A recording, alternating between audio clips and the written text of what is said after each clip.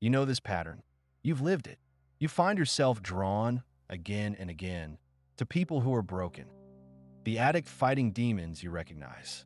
The depressed artist whose darkness feels familiar. The brilliant mind shattered by trauma that echoes your own. Your friend call it a savior complex. They tell you to stop attracting damaged people.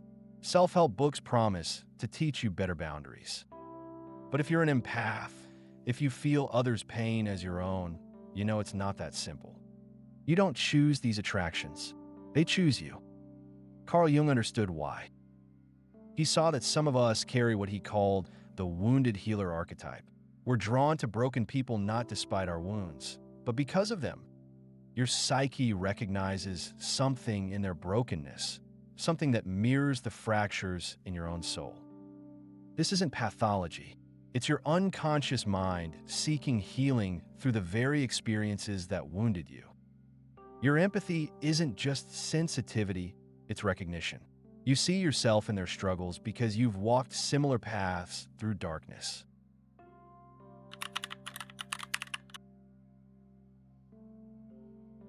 If you're an empath drawn to broken people, you're living an ancient pattern. Jung found this archetype everywhere. Chiron, the centaur who could heal others but never himself.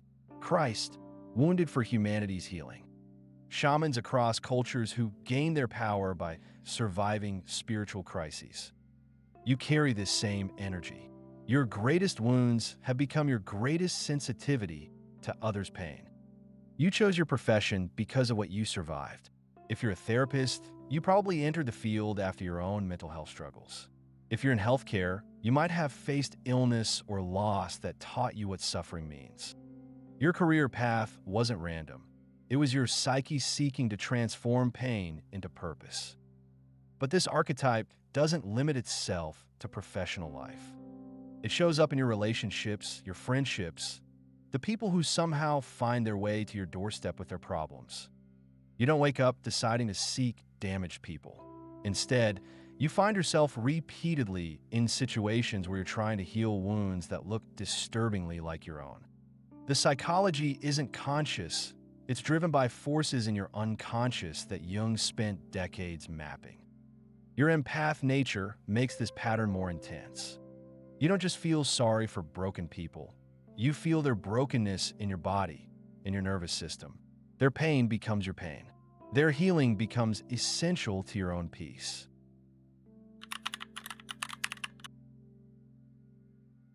When you encounter someone whose brokenness resonates with your unhealed places, something powerful happens in your psyche.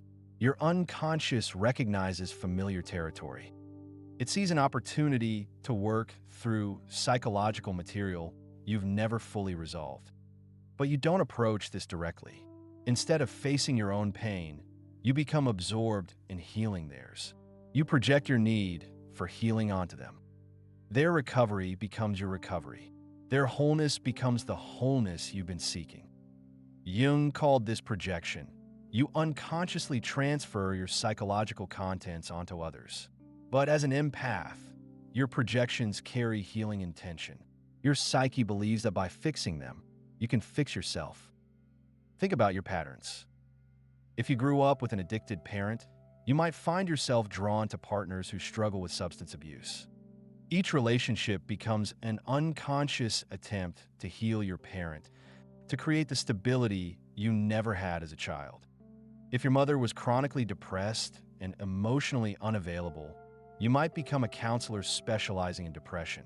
Every client becomes an opportunity to provide the care your mother needed, to succeed where you failed as a child. You experience this as compassion, as a calling to help. And it is both. But underneath runs something deeper. Your psyche's relentless drive toward healing, expressing itself through your empathic connection to others' wounds. As an empath, you feel this more intensely than others.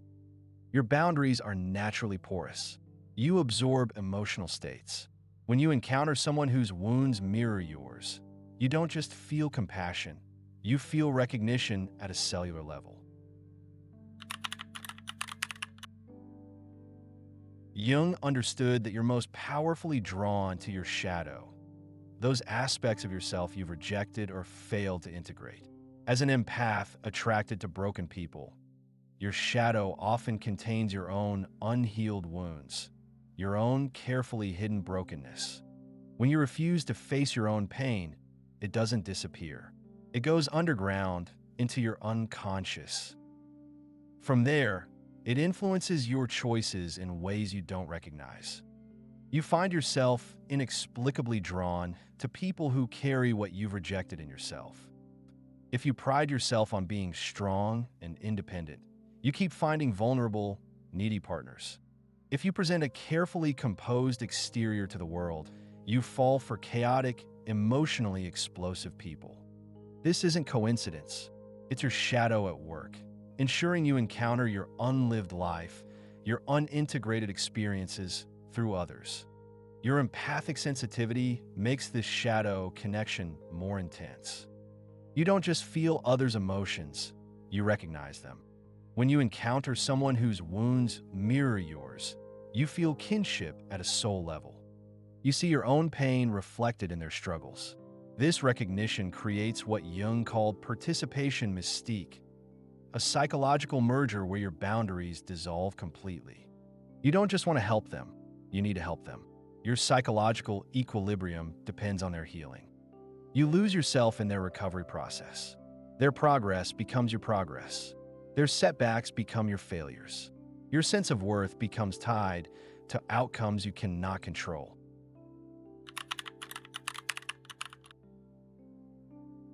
Deep in your psyche lives a powerful fantasy.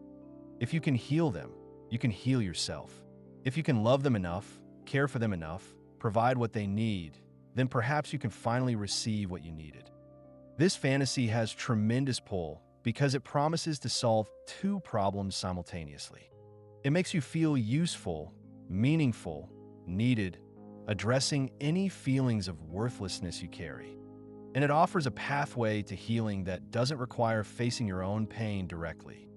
But Jung understood that this fantasy contains a fundamental flaw. You cannot heal through others. One person's recovery cannot substitute for your own psychological work. You discover this through repeated experience. You pour yourself into relationship after relationship, always believing this time will be different. This time, your love will be enough. This time, your empathic care will create lasting change. When it doesn't work, you don't typically question the approach. Instead, you decide you didn't try hard enough, didn't love enough, didn't use the right healing techniques. You double down, becoming more invested in outcomes beyond your control. Your empathic nature makes this pattern even more consuming. You feel their pain so acutely that their healing becomes a matter of your own survival. You cannot rest while they suffer because their suffering lives in your nervous system. Jung saw this repeatedly. Empaths who spent years trying to heal others while avoiding their own psychological work. People whose relationships failed because they needed partners to be healing projects rather than equals. Your fantasy isn't malicious. It emerges from genuine compassion and sincere desire to help. But it's driven by unconscious needs that healing others cannot satisfy.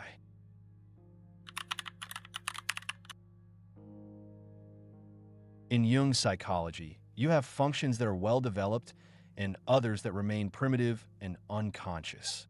These undeveloped functions, particularly your inferior function, often become the source of your greatest struggles and your greatest potential. As an empath drawn to broken people, your inferior function likely involves healthy self-care, appropriate boundaries, or direct expression of your own needs. These capacities remain undeveloped because early wounding taught you that survival meant focusing on others rather than yourself.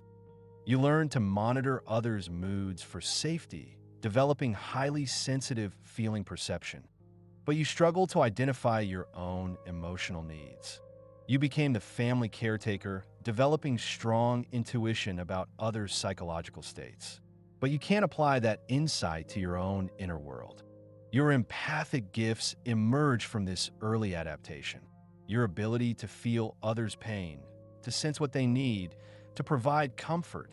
These developed because your survival depended on being attuned to others rather than yourself. Jung emphasized that your inferior function, though problematic, contains tremendous potential. It's often where your creativity lives, where your authentic self resides. But accessing it requires facing your discomfort with incompetence, your fear of vulnerability. Developing your inferior function might mean learning to receive care rather than always providing it. Learning to express needs directly rather than hoping others will intuit them. Learning to sit with your own pain rather than fleeing into others' problems. This development feels unnatural, even dangerous. Your identity is built around being helpful, understanding, available to others' needs. Developing your inferior function threatens this identity, even as it promises greater wholeness.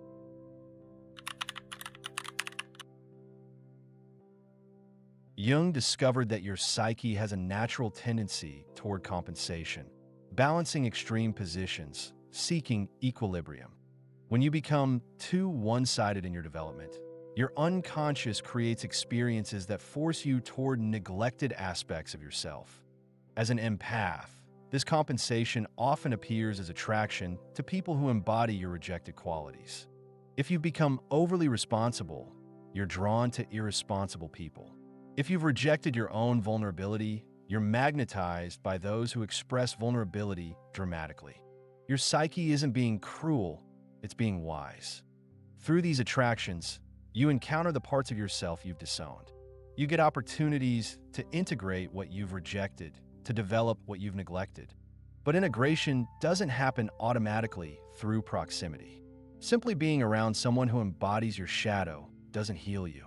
Without awareness, it often deepens your projections and reinforces your one-sidedness. You might spend years with partners who express the emotions you can't access, but never learn to feel those emotions yourself. You might work with clients who need the care you never received, but never learn to provide that care to yourself. Your empathic nature can actually work against integration here. You feel their emotions so intensely that you might mistake experiencing their feelings for accessing your own. You think you're developing emotionally, but you're actually just absorbing others' emotional experiences. Jung emphasized that integration requires consciousness. You must recognize your projections, understand your patterns, and deliberately work to reclaim the disowned aspects of yourself.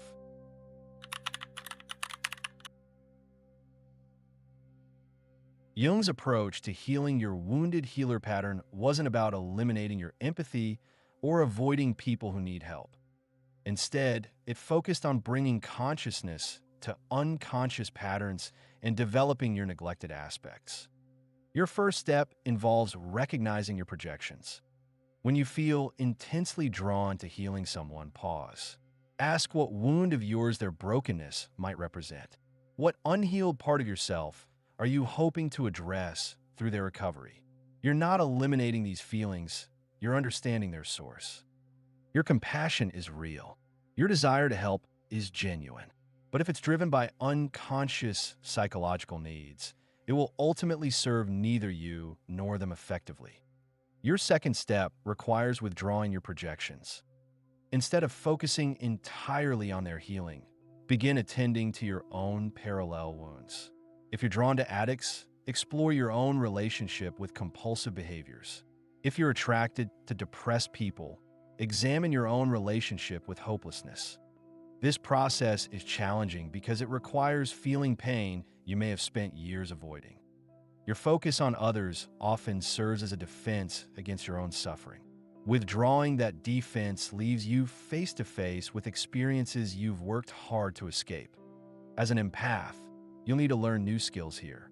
You'll need to distinguish between your emotions and others' emotions. You'll need to practice containing your own feelings rather than immediately seeking to discharge them through helping others. You cannot do this alone. You need support from someone who can hold space for your pain without trying to fix it. You need to experience receiving care, not just providing it.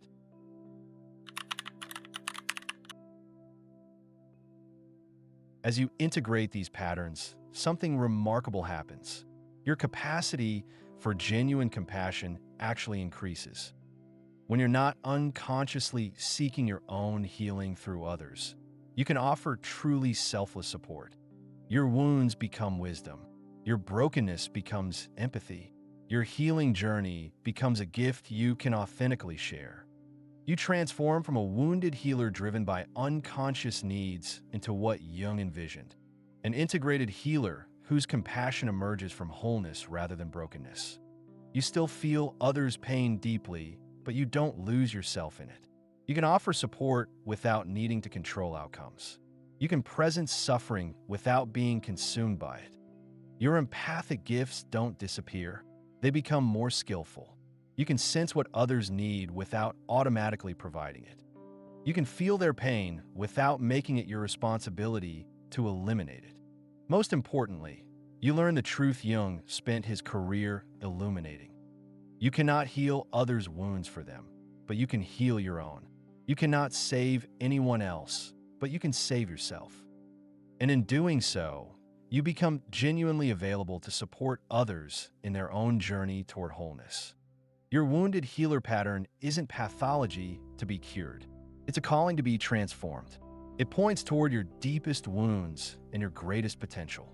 It reveals where you need healing and hints at the healer you might become. Your sensitivity is not weakness. Your attraction to broken people is not sickness. Your desire to heal is not delusion. But your healing cannot happen through others. It can only happen through you, for you, within you.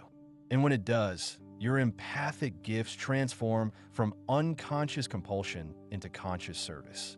Your journey is ultimately a journey home to the wholeness that was always there, waiting to be reclaimed.